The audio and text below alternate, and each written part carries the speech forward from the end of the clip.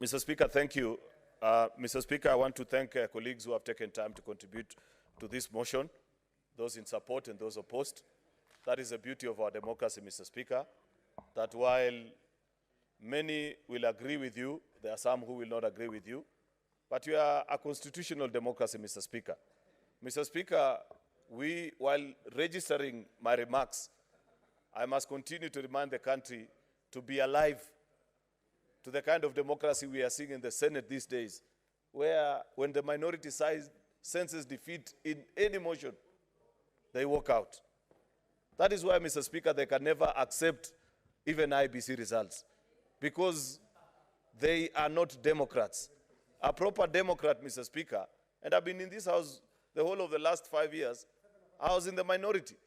We used to remain only 7 of us in this House, Mr. Speaker, and we will speak, make our point, and eventually go ahead and lose honorably, because that's the beauty of democracy, Mr. Speaker. I have listened to the contribution of colleagues who are concerned, Mr. Speaker, that there has been a wish list that had been presented by senators in Mombasa, I don't know in which part of the country. Mr. Speaker, what you are debating is a motion that has been brought to us by the Procedures and Rules Committee in reaction to a letter that I wrote requesting that the standing orders be amended, Mr. Speaker. If the minority side wishes to convince the same committee, I'm sure they know the procedures, Mr. Speaker.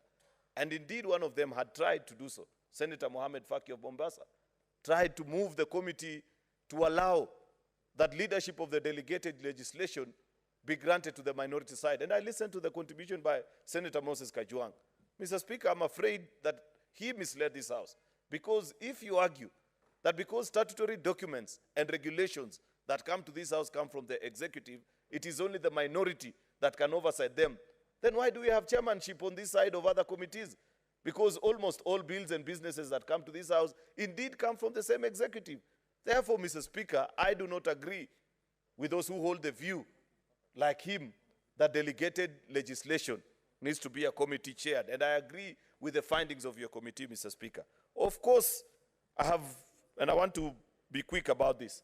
Mr. Speaker, I have seen the pain that you have gone through this afternoon, trying to explain yourself and being drawn into a debate. In fact, you are so magnanimous, because if I was seated on your chair, I would not have allowed Senator Umtata to get away with the words that he used on the Speaker, claiming that what the Speaker is now doing is conduct unbecoming. Indeed, those will be left in the copies of the Hansard of this House, Mr. Speaker. But because of the unique situation of where you find yourself in, you had to allow. I will have you remember something, Mr. Speaker, that in the National Assembly in the 12th Parliament, Speaker J.B. Muturi, now Attorney General, seated where you are, found himself in a situation such as the one that you find yourself in this evening, Mr. Speaker, where a member of the National Assembly had behaved in a disorderly manner. Powers and Privileges Committee, which was chaired by the Speaker as per their standing orders, went and investigated the matter and recommended some sanctions against that particular member. Unfortunately, when that motion of that report was brought to the House, it was defeated on the floor of the House. If you read the exit report of that incident, Mr. Speaker, the Speaker actually recommended that it is not proper that a Speaker be allowed to chair a committee which will be subject to proceedings of a House which they'll come and chair. And I agree with you, because I've seen the struggle and the difficulty with which you've had to explain yourself, Mr. Speaker. And therefore, I agree that there should be a consideration.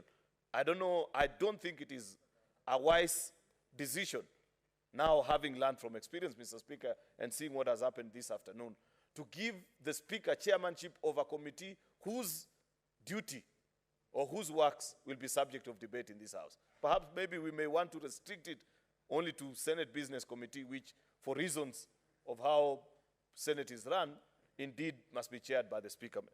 Finally, Mr. Speaker, I listened to Senator Okiya Omtata very keenly. But, Mr. Speaker, I'm afraid that his reading of a constitution is either lopsided or he has challenges in how he reads and understands this constitution. Article 153 of our constitution, Mr. Speaker, speaks as to how members of the cabinet shall transact business with this House, Mr. Speaker. It speaks rather that they shall give regular updates of matters that are under their control. What we are doing, Mr. Speaker, is that we are providing the how. Because there is nowhere in this constitution, and I wish the Democrats from the minority side can learn the proper practices of parliamentary democracy, where you speak and you wait for others also to give their opinion instead of running away like cowards, Mr. Speaker. I would have them know that there is no clause whatsoever in the Constitution that bars cabinet ministers from coming to this house, making their presentation. We can have a debate. I know maybe members feel very sentimental about these seats. But let them know that, Mr. Speaker, many of the cabinet members, especially in this cabinet, have been in parliament for 10 years, 15, 20. There's nothing exciting about having this seat.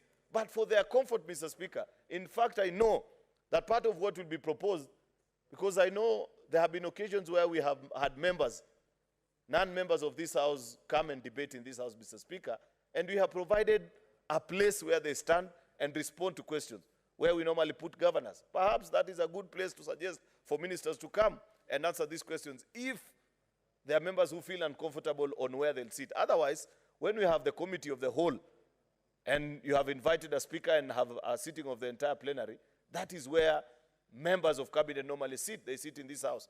I do not wish to be long about this topic because I'm aware, Mr. Speaker, that there are members who are traveling out of town for parliamentary engagement. With those very many remarks, I want to appreciate the senators that have taken time to sit down, listen to debate, and now that as we bring it to a close, I appreciate their industry, Mr. Speaker. With those very many remarks, I beg to move. Thank you, Mr. Speaker.